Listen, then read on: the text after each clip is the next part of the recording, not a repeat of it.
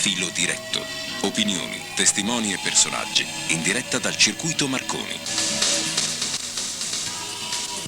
Venerdì 31 ottobre siamo qui in studio in diretta per questo filo diretto dedicato oggi al tema Caporetto 80 anni dopo, un anniversario importante che non poteva sfuggire alla nostra attenzione anche in prossimità delle prossime ricorrenze di domani, di domenica e poi in particolare di martedì 4 novembre, quindi sono delle occasioni per ritornare con ricordo alle drammatiche vicende delle guerre mondiali, in particolare in questo caso della prima guerra mondiale. In studio con me questa mattina ospite abbiamo il trevigiano Camillo Pavan, che salutiamo, buongiorno. Ecco, lui è l'autore di un corposo volume di ricerca che è uscito proprio in questi giorni ed ha il titolo Caporetto, storia, testimonianze e itinerari.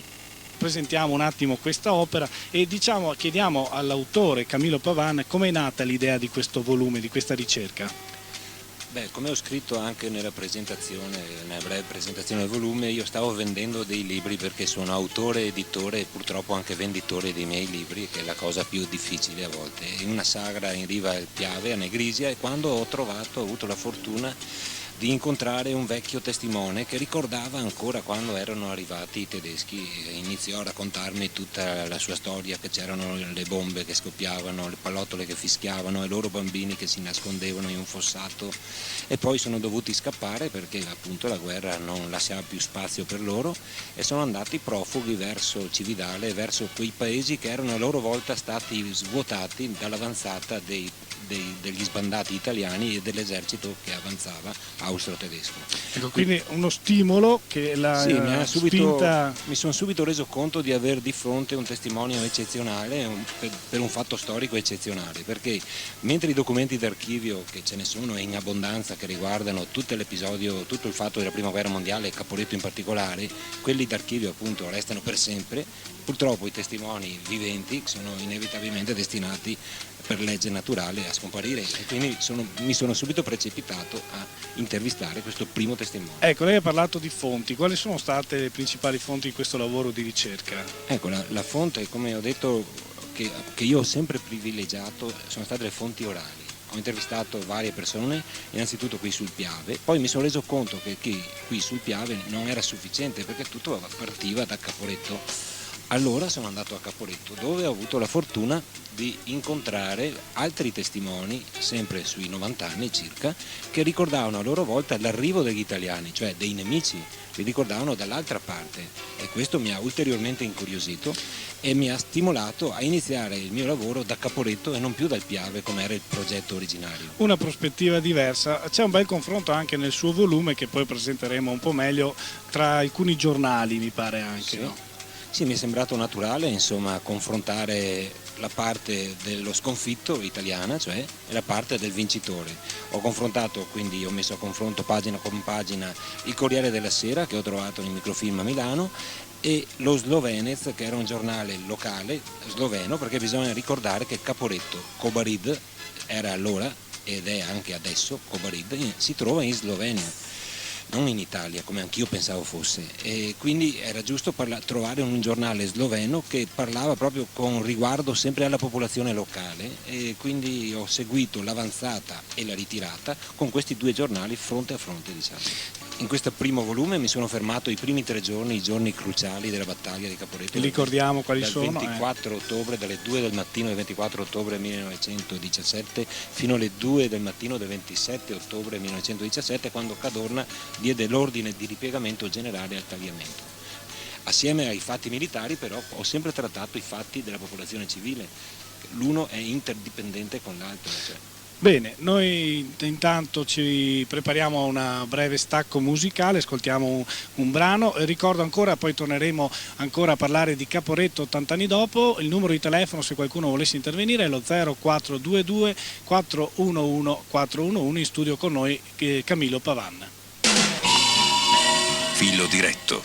Bene, torniamo in studio, Enrico Scottone, microfoni Radio Vita Circuito Marconi, questo venerdì 31 ottobre. Adesso ascoltiamo un racconto tratto dal volume che Camillo Pavanzi sta presentando qui in diretta dagli studi di Radio Vita. Poi sicuramente subito dopo daremo la parola al primo ospite che abbiamo in collegamento telefonico di questa giornata, che è lo scrittore Mario Rigoni Stern, che davvero ci onora della sua presenza. Bene, abbiamo ascoltato questo pezzo. Abbiamo in linea telefonica Mario Rigoni Stern. Buongiorno. Buongiorno a lei. Dica. Grazie davvero per questa sua presenza. Niente, noi approfittavamo per chiederle così qualche ricordo legato, che se non diretto ovviamente legato a Caporetto. Sappiamo che lei ha anche scritto qualcosa a questo proposito.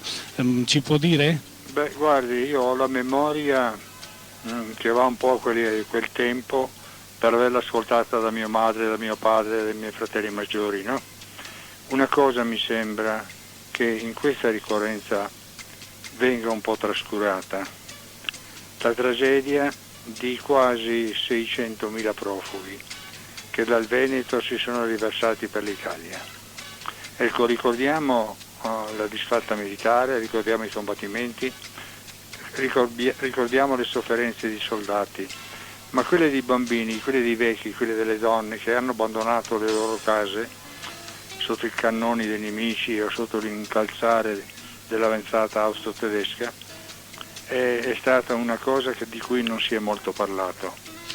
Quindi diciamo anche un invito in questo anniversario, 80 anni dopo Caporetto, a ricordare il dramma. È un po' difficile, sì, è un po' difficile ricostruire la storia dei profughi, perché ormai a 80 anni da quel fatto, chi allora aveva 10 anni che potrebbe ricordare ora ne ha 90.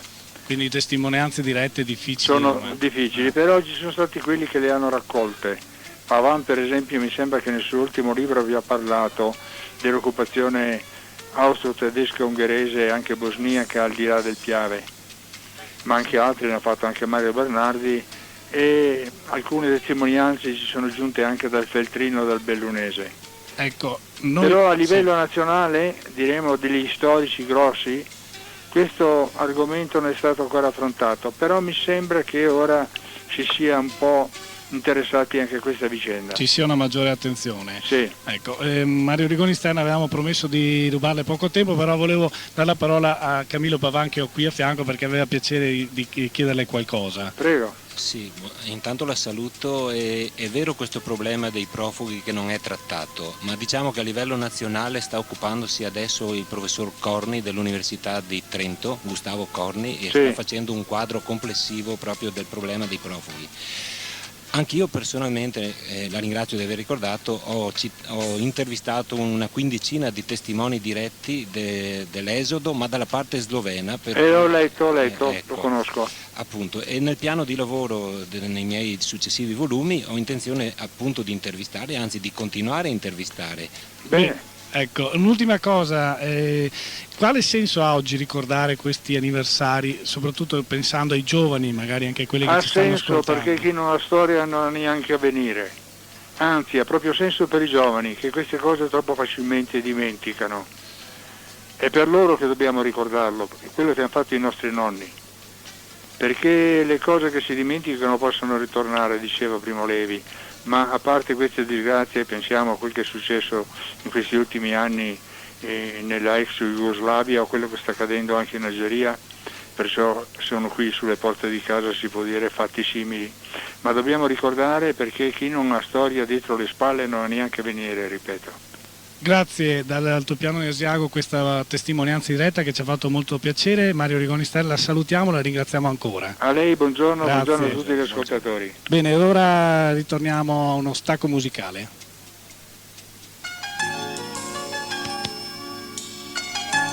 Radio Vita Circuito Marconi.